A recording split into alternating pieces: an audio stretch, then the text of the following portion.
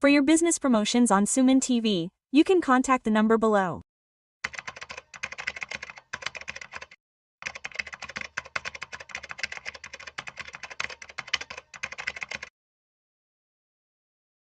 Namaste Harsha. Namaste sir. Welcome to Vishnu Tax. Thank you. So Harsha, in this video, let's talk about gold and silver prices in some detail. Over the past year, returns on gold and silver investments have been in that range, in a way that no asset class has given. Almost gold and silver have given returns of 50% this year. So why do you see that gold and silver prices are increasing so much, and why are gold and silver giving returns that no other asset class has given? Actually, correct sir, if you look at the last 1 year, gold and silver is the asset class that has given maximum returns. But if we look at the overall asset classes, what are the major ones? There are 3 segments. One is your equities and stock market. The second is commodities. We call our gold, silver, copper all these commodities. The third is our real estate. We know very well about these two, but there is a lot of confusion about these two. Let's see the difference between equities and gold. What is equity? We are basically buying a stock share in a company. Having a share is just like basically buying a business. What is that company? It does a business. We are buying a share in that business. What is that business like? Many people come and work hard every day and produce a new soap company. Right, they all put in the hard work and put that soap in the market. They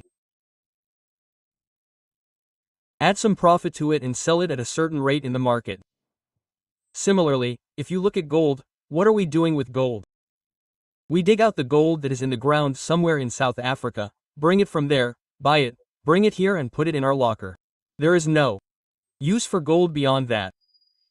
So, all these stocks are what we call productive assets.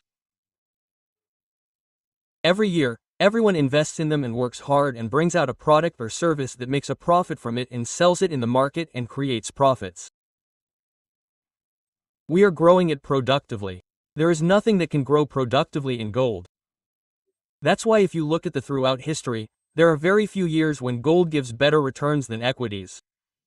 If you look at the past 10 years, it can be counted in thousands. In the last 5 years, gold has regularly outperformed equities.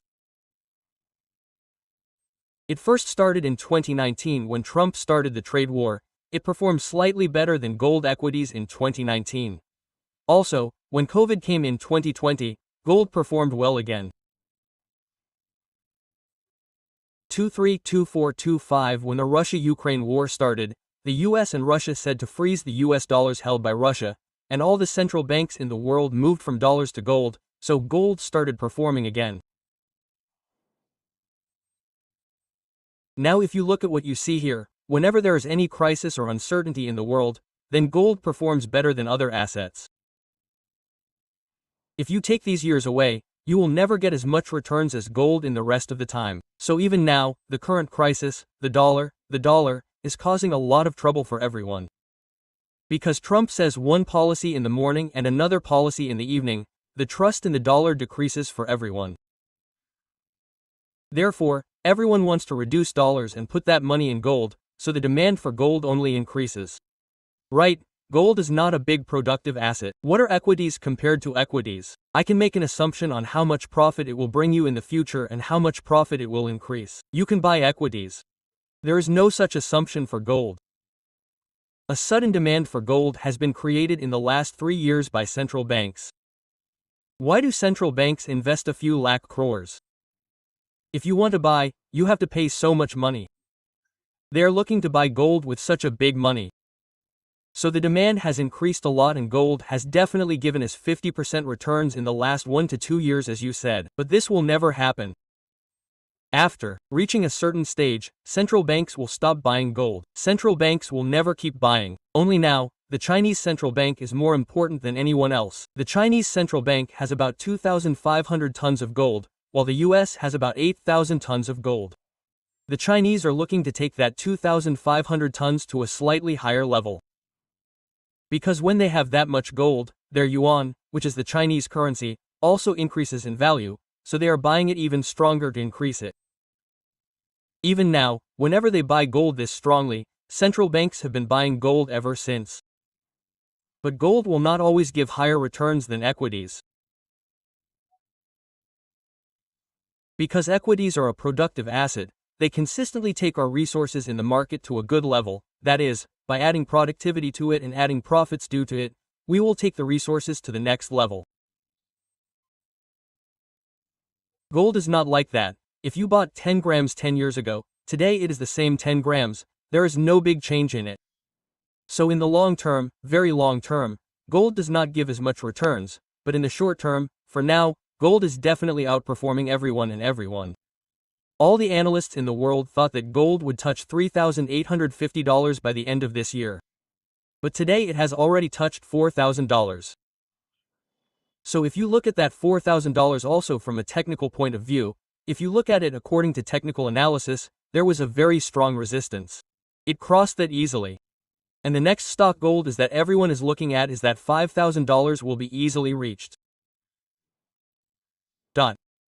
So compared to equities, gold has definitely given strong returns in the last 1 to 2 years, but that will not be the case forever. So Harsha, when it comes to silver, yesterday alone, silver rose by almost 7,000 rupees and is currently trading at 166,000 within a day and a night. If silver has risen by another 30, 35,000, another 32, 33,000, it will reach almost 1.5 lakhs. But why do you think that silver prices are running at such a high rate? That is correct. So, you have strong buying by the central bank for gold, so it will increase so much. But no central bank wants to buy silver for silver. Also, you need to understand that gold has no industrial use.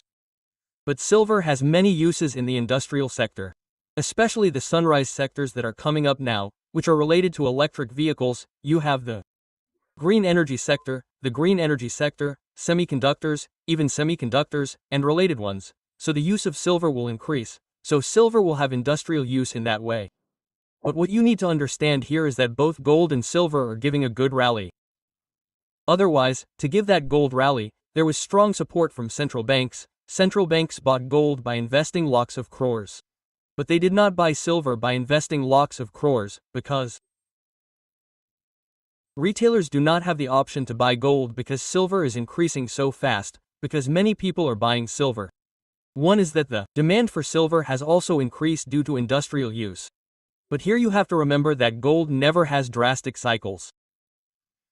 You have cycles in the stock market, going up, selling after going up, falling again, buying after coming down, going up again.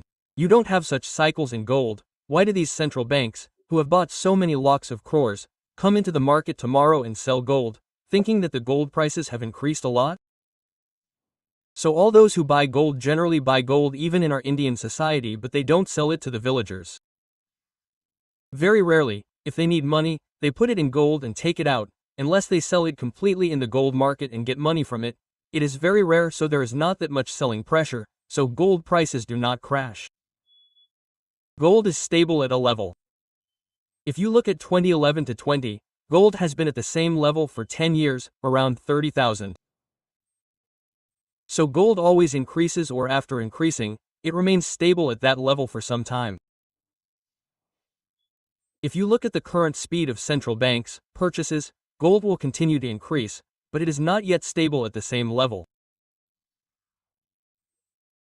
But if you look at silver, whenever there is a slight increase in supply in silver, such news will guarantee a strong correction in silver. There are chances of a 15% to 20% to 25% strong correction in silver. So if you want to look at it as an asset class, as an investment vehicle, gold is an any day safer instrument relative to silver because you see cycles in silver. If you look at the past history cycles of 15 to 20 years, gold prices and silver prices will move up and down. Gold will either rise or fall at the same level. Moreover, the fall is not that drastic. So if you really want to invest as an asset class, it is relatively better to take gold, but at the same time, if you want to look at silver too because it is moving very fast, there are some ETFs in silver. You can take exposure to silver in ETFs like Nippon Silver Bees or Zero's Silver Case. The benefit of ETFs is that before, if you wanted to buy gold,